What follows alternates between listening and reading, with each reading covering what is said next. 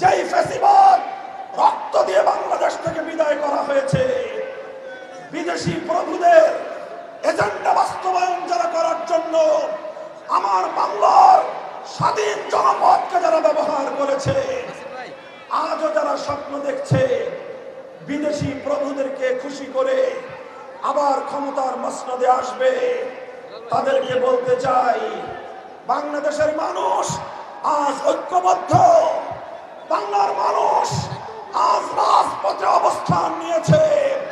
আমরা রাজপথে নেমেছি জুলাই সনদ বাস্তবায়নের গণভোটে হা বাক্সকে বিজয়ী করার মধ্য দিয়ে আগামীর বৈষম্যহীন ফ্যাসিবাদ মুক্ত বাংলার ভিত আমরা তৈরি করবো ইনশাআল্লাহ।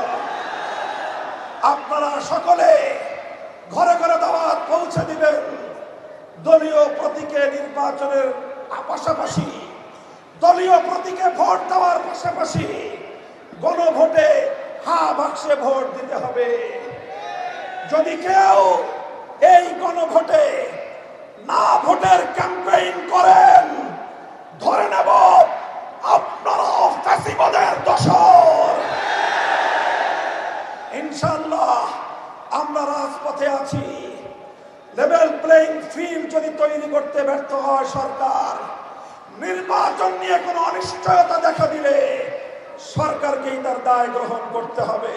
সংগ্রামী সাথী ও বন্ধুগণ, এভাবে রাজপথে যে মহান ঐক্য গড়ে উঠেছে, সে ঐক্যে ৮ দল মোহনায় মিলিত হয়েছে।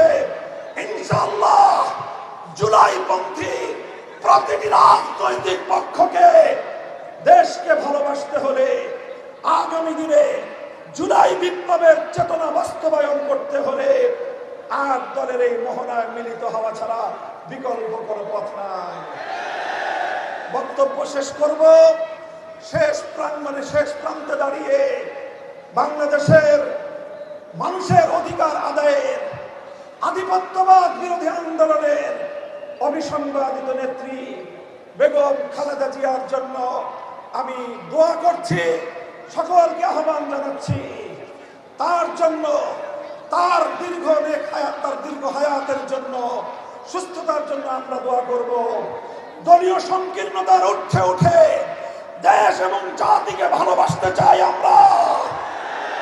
আমাদেরকে বিরোধী পক্ষে ঠেলে দিয়ে আমাদের সঙ্গে যদি কেউ বিরোধ তৈরি করতে আসেন, আমাদের শান্তিপ্রিয় চলার পথে যদি কেউ প্রতিবন্ধকতা তৈরি করতে আসেন, রাজপথে মোকাবেলা করব। এই প্রস্তুত থাকবেন তো?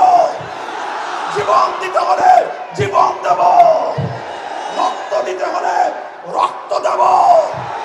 দেশ এবং জাতির প্রশ্নে কারো কাছে মাথা নত করব না, দেশের প্রশ্নে কোনো আপোষ করব না।